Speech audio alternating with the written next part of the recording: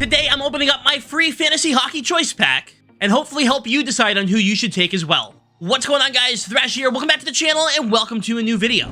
I finally finished all of the objectives to get the free fantasy hockey prospect pack, and you get a choice of 1 of 8. It's not the 1 of 2 like you get in the sets. So you get to choose between all 8 prospects that are available. There's some really good cards, but I'm gonna be dead honest with you.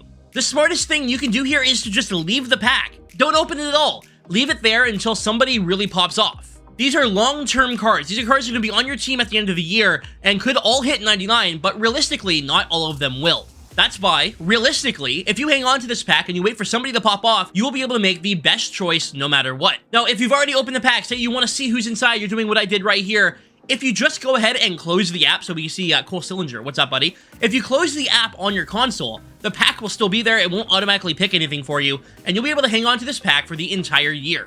Here I am back in NHL 23, and my pack is still there. So let's go ahead and open it up. Now, if you want to hang on to your pack, hang on to your pack, but if you're in a hurry and you want to choose a player and add them to your team, this is what's going to be for you here. I'm going to go through each and every card, let you know who I think you should take. And first of all, we have Cole Sillinger, and the thing with Cole Sillinger is, well, he actually has a very interesting card. If this card does go up, he's going to have a great card. The problem is, in 12 games, he has 0 goals already this year. Which means, if you want him to get to 99, he needs 27 goals. He only has 70 games to get 27 goals now, and he hasn't been playing a lot. This isn't a card I would take. If you're a Columbus fan, obviously you're going to want this card. But other than that, I don't suggest taking Cole Sillinger. Even though his card might be good, you know, even if he scores 15, it's going to be a pretty decent card, but there's way better options in my opinion. Next up, we have Cole Perfetti at 75. He already has 3 goals this season in 11 games. He's actually playing pretty well, 7 points in 11 games is not bad whatsoever. He has a pretty good card, 5'11", he's a left-handed forward. He's not going to be a center for you, which I know a lot of people seem to want. They say centers are hard to get this year. So Cole Perfetti, good card, possibly a good option for you at 75. I still think there are better options, but if you're a Winnipeg fan or if you want a forward, I think Cole Perfetti is one of the better options, especially he's actually started to produce this year. He has 3 goals in 11 games. He's on pace for about 23 goals. If you were to get an additional 20 goals from where he is right now, that is a 95 overall card. I expect him to get a decent amount of goals. He might not hit 99, but it's still a really good card. Next up, we have Dante Fabro, who is not a goal scorer. He is a defenseman, 82 overall, one of the higher overall guys. And his card is awesome. He has shutdown. He has great skating already. If he ends up scoring like 3 goals, just 3 goals, hear me out, it's a pretty damn good card. The problem is, in 185 career games, he has 11 goals. He has 0 goals in 11 games so far this year. I don't expect him to score a lot. In fact, last year, he had 3 goals in 66 games. The year before, he had 2. The year before that, he had 5. This guy's not a goal scorer, and as good as this card may actually be, I don't think he's going to put a lot of pucks in the net. I don't suggest taking Dante Fabro. Next up is Kaapo Kakko, who's actually been playing fairly well this year. 6 points in 13 games so far, which is the best start to a season he's ever had. That being said, again, not somebody who's putting up a ton of goals. Last year in 43 games, he only had 7. He has 3 in 13 so far, but he's still not on a high pace. He may end up scoring 20 goals, but even that 20 goals from now, that'd be 17 from here. He's not that high of an overall. Not a bad card. If you're a Rangers fan, you're a Kakko fan, definitely someone you can pick up. I don't think it's going to be a terrible card, but I do still think there is a better option for you. Kaapo Kakko, 6'3", elite edges, like, good card. Absolutely awesome card, but he has to produce. His best year was his rookie year. He had 10 goals in 66 games. I don't even know. Realistically, does he hit 15? Does he hit 20 goals? We don't know. He's playing better this year. That doesn't mean he's going to produce. Now we have Seth Jarvis at 73. He had 17 goals in 68 games last year. He is at 3 goals in 12 games. So not a great production rate at this moment, but he's not playing too bad. 3 in 12 games. He's on pace for about 20 goals this season, so he's going to score 17 more. Same case as Kaapo Kakko, except he's a lower overall. That being said, he has more goals last season than I think Kakko had like combined in the last 3. So he is a goal scorer. This guy's going to score more goals than Kakko in theory.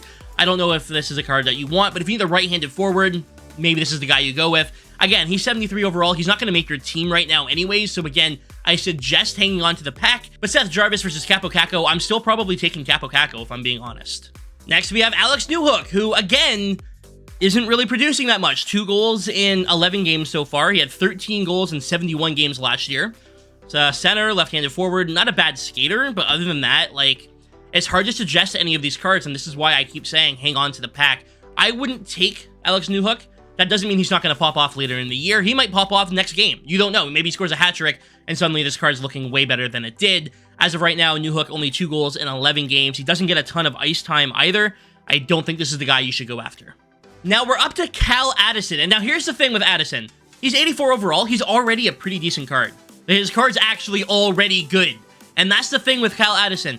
If he scores a couple goals, his card gets much better, but he's also playing Power Play 1 right now for the Minnesota Wild, so he's probably, in theory, going to score at least a couple. Now, he doesn't have any goals yet this year, and he only had 2 last year, but he had 2 in 15 games last year. So, here's what I'm thinking. He was on an 11-goal pace last year. If he can replicate that, he'll be 99 in no time. This is going to be a very good card, and this is my choice for the best fantasy prospect that you can get. I'm going to be honest with you. Even if he scores 3 goals, he'll be a 90 overall, but his skating and all of his stats are already really high. That's why I think you should take him. He might not hit 99. I don't know if any of these guys will hit 99, but this is going to have the best stats by far. Last but not least, we have Caden Gooley. I don't think this is a card that you're going to want to go after. He has 1 goal in 12 games. He is a rookie in every sense of the word, a rookie. And unfortunately, he's just...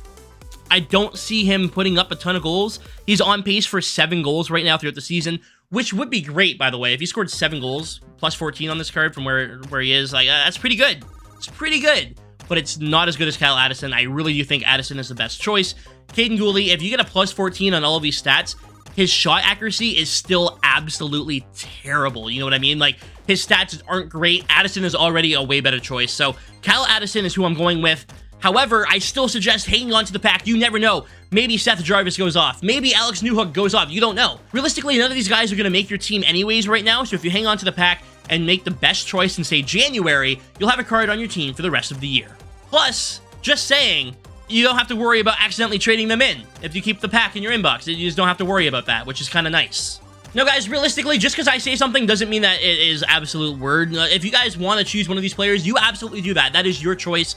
I'm just trying to give you the best option. That doesn't mean that if you're not a fan of Alex Newhook, you shouldn't go after Alex Newhook or anything like that. Take whoever you want. I'm just trying to give you the best bang for your buck. But that will do it for today's video. Thank you so much for watching. Leave a like if you enjoyed, and let me know down below who you think you're going to be taking in your free Prospect Evo Choice Pack. I'm pretty happy with the pack, honestly. No matter what, one of these guys will make my team at some point. Addison already would make my team. He's already a really good card. So if he, maybe I take him, maybe he scores a goal in his next game, and I'm super excited to watch Minnesota Wild games. It's part of the fun of the fantasy cards. So if you guys want to choose one, I highly, highly suggest it, so that way you can enjoy the season as it goes along. You just might not get the best player out of the pack, but you're probably still getting someone pretty good.